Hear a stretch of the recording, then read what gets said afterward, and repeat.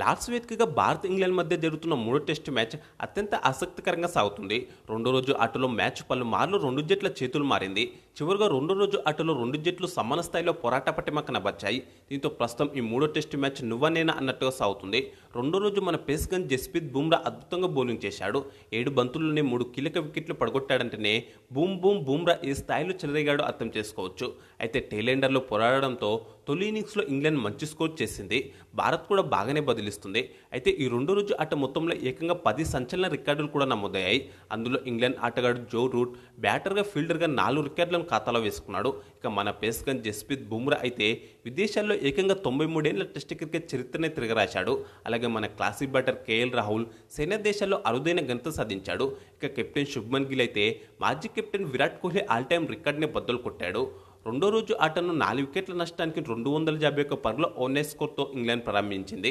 అయితే రెండో రోజు ఆటలో బుమ్రా వేసిన తొలి బంతినే బౌండరీకి తరలించిన జో రూట్ సెంచరీని పూర్తి చేసుకున్నాడు. తొలి రోజు ఆట ముగిసే సమయానికి జో రూట్ 99 పరుగులతో క్రీజులో ఉన్న సంగతి తెలిసిందే. ఓవరాల్గా 192 బంతుల్లో తన 37వ టెస్టు సెంచరీని పూర్తి చేసుకున్నాడు జో రూట్. ఈ సెంచరీతో రూట్ 3 రికార్డులను కూడా చేరుకున్నాడు. టెస్టుల్లో అత్యధిక సెంచరీలు చేసిన బ్యాటర్ల జాబితాలో టీమిండియా దిగ్గజ బ్యాటర్ రాహుల్ ద్రావిడ్ 36 సెంచరీలను అధిగమించాడు. మొత్తంగా చూసుకుంటే 5వ స్థానంలో ఉన్నాడు.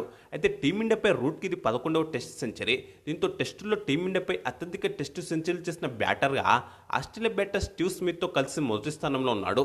ఈ క్రమంలో టెస్టుల్లో టీమిండియా అంటే తనకు ఎంత లవ్వో మరోసారి నిరూపించుకున్నారు రూట్. అలాగే ఈ లార్డ్స్ క్రికెట్ స్టేడియంలో రూట్కి ఇది 8వ టెస్ట్ సెంచరీ. దీంతో లార్డ్స్ మైదానంలో అత్యధిక టెస్టు సెంచరీలు చేసిన బ్యాటర్గా జో రూట్ చరిత్ర సృష్టించాడు. ఇలా రూట్ ఏమేమి రికార్డులు సృష్టించాడని మాట్లాడుకుంటుండగానే రూట్ సెంచరీ సెలబ్రేషన్స్ కూడా మర్చిపోకముందే ఇంతలోనే మన పేస్ గన్ జస్ప్రీత్ బుమ్రా నేను నానంటూ చెలరేగాడు. అద్భుతమైన స్పెల్ వేశాడు. అది ఎంత అద్భుతమైన స్పెల్ అంటే కేవలం 7 బంతుల వ్యవధిలోనే 3 కీలక వికెట్లు పడగొట్టాడు. 86వ ఓవర్ రెండో బంతికి ఇంగ్లాండ్ కెప్టెన్ బెన్ స్టోక్స్ను క్లీన్ బౌల్డ్ చేశాడు. దీంతో రూట్ స్టోక్స్ల 88 పరుగుల భాగస్వామానికి తెరపడింది. మొత్తంగా 110 బంతులు ఎదుర్కొన్న స్టోక్స్ 4 ఫోర్లతో 44 పరుగులు చేశాడు. 260 పరుగుల వద్ద ఇంగ్లాండ్ 5వ వికెట్ కోల్పోయింది. ఇక 87వ ఓవర్లో అయితే వరుసగా 2 బంతుల్లో 2 వికెట్లు తీశాడు బుమ్రా. సెంచరీ హీరో రూట్ను క్లీన్ బౌల్డ్ చేశాడు.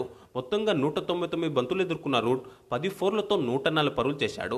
ఆ తర్వాతి బంతికి క్రిస్ వోక్స్ను గోల్డెన్ టక్అవుట్ చేశాడు. దీంతో ఒకానొక దశలో 4 వికెట్ల నష్టానికి 260 పరుగులతో మంచి పొజిషన్లో కనిపించిన ఇంగ్లాండ్ 7 వికెట్ల నష్టానికి 271 పరుగులతో కష్టాల్లో పడింది.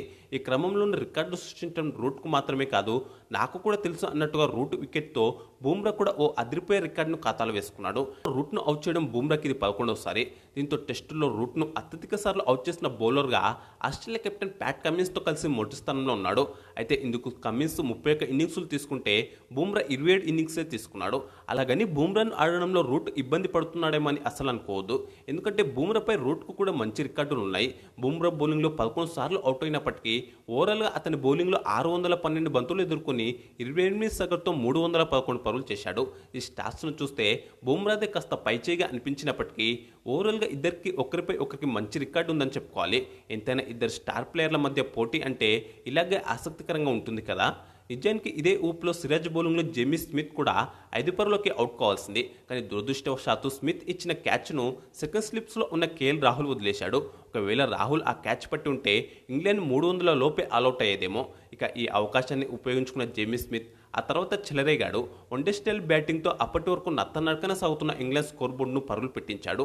దీంతో ఈ ఇన్నింగ్స్లో బజ్బాల్ను కట్టడి చేసి ఇంగ్లాండ్ బ్యాటర్లందరినీ కంట్రోల్లో పెట్టిన మన బౌలర్లు జేమీ స్మిత్ను మాత్రం అడ్డుకోలేకపోయారు. ఈ క్రమంలోనే 2 ప్రపంచ రికార్డులను కూడా అందుకున్నాడు జేమీ స్మిత్. టెస్టుల్లో అత్యంత తక్కువగా 21 ఇన్నింగ్స్లోనే 1000 పరుగులు చేసిన వికెట్ కీపర్గా నిలిచాడు. ఈ క్రమంలో సౌత్ ఆఫ్రికా మాజీ వికెట్ కీపర్ క్వింటన్ డికాక్తో కలిసి సంయుక్తంగా మొదటి స్థానంలో ఉన్నాడు. ఇక బంతుల పరంగా చూసుకుంటే జెమ్మీ స్మిత్ ఒక్కడే మొదటి స్థానంలో ఉన్నాడు. టెస్టుల్లో అత్యంత తక్కువగా 1303 బంతుల్లోనే 1000 పరుగులు చేసిన వికెట్ కీపర్గా చరిత్ర సృష్టించాడు. ఈ క్రమంలో గతంలో 1311 బంతుల్లోనే ఈ మార్క్ అందుకున్న సర్ఫరాజ్ అహ్మద్ ప్రపంచ రికార్డును జేమీ స్మిత్ బద్దలు కొట్టాడు. అయితే ఆ తర్వాత తొలి సెషన్లో టీమిండియాకు మరో వికెట్ దక్కలేదు. జేమీ స్మిత్ తన సూపర్ ఫామ్ను కొనసాగిస్తూ దాటిగా బ్యాటింగ్ చేస్తుంటే అతనికి బ్రైడెన్ కాస్ కూడా చక్కగా సహకరించాడు. ఇద్దరు కలిసి కష్టాల్లో పడ్డ ఇంగ్లాండ్ను ఆదుకున్నారు. ఈ క్రమంలోనే ఇంగ్లాండ్ స్కోర్ కూడా 300 దాటింది. ఇంతలోనే జేమీ స్మిత్ 52 బంతుల్లోనే హాఫ్ సెంచరీని పూర్తి చేసుకున్నాడు. టెస్టుల్లో జేమీ స్మిత్కి ఇది 6వ హాఫ్ సెంచరీ. లంచ్ బ్రేక్ సమయానికి ఇంగ్లాండ్ జట్టు 7 వికెట్ల నష్టానికి 353 పరుగులు చేసింది. 22 ఓవర్ల పాటు సాగిన తొలి సెషన్లో 102 పరుగులు రాగా 3 వికెట్లు పడ్డాయి. మరింత ప్రమాదకరంగా మారుతున్న స్మిత్ బ్రైడెన్ కాస్ భాగస్వామ్యాన్ని సెకండ్ సెషన్ రెండో ఓవర్లోనే సిరాజ్ మియా విడదీశాడు. మహమ్మద్ సిరాజ్ బౌలింగ్లో వికెట్ కీపర్ ధ్రువ్ జురెల్కు క్యాచ్ ఇచ్చి స్మిత్ అవుట్ అయ్యాడు. దీంతో స్మిత్ కాసుల 84 పరుగుల భాగస్వామ్యానికి తెరపడింది. 355 పరుగుల వద్ద ఇంగ్లాండ్ 8 వికెట్ కోల్పోయింది. మొత్తంగా 56 బంతుల్లో 6 4లతో 51 పరుగులు చేశాడు జేమీ స్మిత్. ఆ కాసేపటికి 4 పరుగులు చేసిన జోఫ్రా ఆర్చర్ను బూమ్రా క్లీన్ బౌల్డ్ చేశాడు. దీంతో ఈ ఇన్నింగ్స్లో బూమ్రా 5 వికెట్ల హాల్ను కూడా పూర్తి చేసుకున్నాడు. ఈ సిరీస్లో బూమ్రాకి ఇది రెండో 5 వికెట్ల హాల్. లాస్ట్లో బూమ్రాకి ఇదే తొలి 5 వికెట్ల హాల్. మొత్తంగా టెస్ట్ కెరీర్లో బూమ్రాకి ఇది 15వ 5 వికెట్ల హాల్ కావడం గమనార్హం. ఇందులో విదేశాలను 13 సార్లు ఈ ఘనత సాధించడం విశేషం. దీంతో విదేశాల్లో టీమిండియా తరపున అత్యధిక సార్లు 5 వికెట్ల హాల్ సాధించిన బౌలర్గా జస్ప్రీత్ బుమ్రా చరిత్ర సృష్టించాడు. ఈ క్రమంలోనే 93 సంవత్సరాల టీమిండియా టెస్ట్ క్రికెట్ చరిత్రను బుమ్రా తిరగరాశాడని చెప్పుకోవాలి. ఆ తర్వాతి ఓవర్లోనే కాస్ ఇచ్చిన క్యాచ్ను ఆకాశ్దీప్ వదిలేశాడు. అయితే ఆ తర్వాత బంతికి 6 బాది 78 బంతుల్లోనే హాఫ్ సెంచరీని పూర్తి చేసుకున్నాడు బ్రైడెన్ కాస్. టెస్టుల్లో కాస్కి ఇదే తొలి హాఫ్ సెంచరీ. 9వ స్థానంలో వచ్చిన బ్రైడెన్ కాస్ హాఫ్ సెంచరీ కొట్టడంతో తొలి ఇన్నింగ్స్లో ఇంగ్లాండ్కు మంచి స్కోర్ దక్కింది. అదే ఓవర్లో కాస్ ఇచ్చిన మరో క్యాచ్ కూడా జారిపోయింది. అయితే ఎట్టకేలకు 113వ ఓవర్లో క్యాచ్లతో పని అవడం లేదని బ్రైడెన్ కాస్ను సిరాజ్ ఏకంగా క్లీన్ బౌల్డ్ చేశాడు. దీంతో మొత్తంగా తొలి ఇన్నింగ్స్లో 112.3 ఓవర్ల పాటు బ్యాటింగ్ చేసిన ఇంగ్లాండ్ 387 పరుగులకు ఆల్అవుట్ అయింది. 6 4లు 1 6తో 83 బంతుల్లో 56 పరుగులు చేశాడు బ్రైడెన్ కాస్. భారత బౌలర్లలో బుమ్రా 5 వికెట్లతో చెలరేగాడు. నితీష్ కుమార్ రెడ్డి, సిరాజ్ 2 వికెట్ తీశారు. రవీంద్ర జడేజా 1 వికెట్ తీశాడు.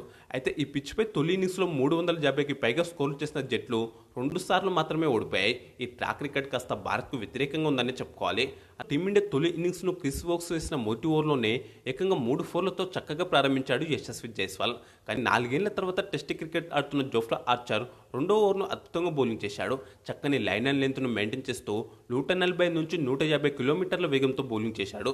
దీంతో ఆర్చర్ వేసిన అద్భుత బంతికి హారీ బ్రూక్ క్యాచ్ ఇచ్చి అవుట్ అయ్యాడు జైస్వాల్. 13 పరుగుల వద్ద టీమిండియా తొలి వికెట్ కోల్పోయింది. 8 బంతుల్లో 13 పరుగులు చేశాడు జైస్వాల్. జోఫ్రా ఆర్చర్ మంచి రితంలో ఉండడంతో ఆ తర్వాత మరో opener KL Rahul, one down batter Karun Nair ఆచితూర్చి ఆడారు. రెండో సెషన్లో మరో వికెట్ పడకుండా జాగ్రత్త పడ్డారు. దీంతో విరామ సమయానికి భారత జట్టు వికెట్ నష్టానికి 44 పరుగులు చేసింది. అప్పటికి రాహుల్, కరుణ్ నాయర్ క్రీజులో కుదురుకున్నారు. మొత్తంగా 19.3 ఓవర్ల ఆట మాత్రమే సాగిన సెకండ్ సెషన్లో 78 పరుగులు రాగా 4 వికెట్లు పడ్డాయి. టీ బ్రేక్ అనంతరం కూడా రాహుల్, కరుణ్ నాయర్ ఇంగ్లాండ్ బౌలర్లను సమర్థవంతంగా ఎదుర్కొన్నారు. మూడో సెషన్లో తమ బ్యాటింగ్లో కాస్త వేగం కూడా పెంచారు. దీంతో ఈ కర్ణాటక ప్లేయర్ల ఇద్దరి మధ్య భాగస్వామ్యం కూడా హాఫ్ సెంచరీ దాటింది. కానీ స్టోక్స్ వేసిన 21 ఓవర్లో జో రూట్కు క్యాచ్ ఇచ్చి కరుణ్ నాయర్ అవుట్ అయ్యాడు. దీంతో 74 పరుగుల వద్ద టీమిండియా రెండో వికెట్ కోల్పోయింది. రాహుల్, నాయర్ కలిసి రెండో వికెట్కు 61 పరుగులు జోడించారు. 4 4లతో 62 బంతుల్లో 40 పరుగులు చేశాడు కరుణ్ నాయర్.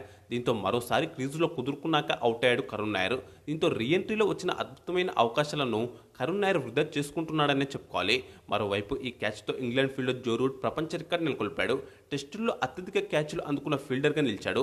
మొత్తంగా రూట్ 211 క్యాచ్లను అందుకున్నాడు. ఈ క్రమంలో టీమిండియా దిగ్గజ ఆటగాడు రాహుల్ ద్రావిడ్ 210 క్యాచ్ల రికార్డును రూట్ అధిగమించాడు. అనంతరం కేఎల్ రాహుల్, శుభ్మన్ గిల్ కలిసి జట్టు స్కోర్ను 100 పరుగులు దాటించారు. ఈ క్రమంలోనే ఈ సిరీస్లో 600 పరుగులను పూర్తి చేసుకున్నాడు శుభ్మన్ గిల్. దీంతో ఓ టెస్ట్ సిరీస్లో అత్యధిక పరుగులు చేసిన టీమిండియా కెప్టెన్గా శుభ్మన్ గిల్ చరిత్ర సృష్టించాడు. ఈ క్రమంలో గతంలో విరాట్ కోహ్లీ పేరు మీద ఉన్న రికార్డును గిల్ బద్దలు కొట్టాడు. అయితే 2 4లతో 16 బంతులు మాత్రమే చేసిన గిల్ క్రిస్ వోక్స్ వేసిన 34వ ఓవర్లో వికెట్ కీపర్ కాస్కు క్యాచ్ అవుట్ అయ్యాడు. దీంతో 107 పరుగులకు టీమిండియా 3 వికెట్లు కోల్పోయింది. అనంతరం కేఎల్ రాహుల్, రిషబ్ పంత్ రెండో రోజు మరో వికెట్ పడకుండా జాగ్రత్త పడ్డారు. చూపుడు వేలి గాయం ఇంకా పూర్తిగా తగ్గకపోయినప్పటికీ బ్యాటింగ్కు వచ్చిన రిషబ్ పంత్ తనదైన ట్రేడ్ మార్క్ షాట్లతో ఆకట్టుకున్నాడు. ఈ క్రమంలోనే 97 బంతుల్లో కేఎల్ రాహుల్ హాఫ్ సెంచరీని కూడా పూర్తి చేసుకున్నాడు. టెస్టులో రాహుల్కి ఇది 19వ హాఫ్ సెంచరీ. అలాగే సేన దేశాల్లో 11 50+ స్కోర్. దీంతో సేన దేశాల్లో సునీల్ గవాస్కర్ తర్వాత అత్యధిక సార్లు 50+ స్కోర్ సాధించిన టీమిండియా ఓపెనర్గా రాహుల్ అరుదైన ఘనత సాధించాడు. ఇక రెండో రోజు ఆట ముగిసే సమయానికి తొలి ఇన్నింగ్స్లో 43 ఓవర్లలో 3 వికెట్ల నష్టానికి 145 పరుగులు చేసింది టీమిండియా. క్రీజ్లో 53 పరుగులతో రాహుల్, 19 పరుగులతో రిషబ్ పంత్ ఉన్నారు. తొలి ఇన్నింగ్స్లో ఇంగ్లాండ్ కన్నా టీమిండియా ఇంకా 242 పరుగులు వెనుకబడి ఉంది. ఇంగ్లాండ్ బౌలర్లలో ఆర్చర్, వోక్స్, స్టోక్స్ తల ఒకే తీశారు. 2.3 ఓవర్ల పాటు సాగిన రెండో రోజు ఆటలో 281 పరుగులు దాకా 9 వికెట్ పడ్డాయి. కాగా తొలి ఇన్నింగ్స్లో టీమిండియా ఎంత స్కోర్ సాధిస్తుందని అంచనా వేస్తున్నారో కామెంట్స్ బాక్స్లో చెప్పండి. అలాగే ఈ వీడియోకు లైక్, షేర్ చేసి ఛానల్ను సబ్స్క్రైబ్ చేసుకోండి.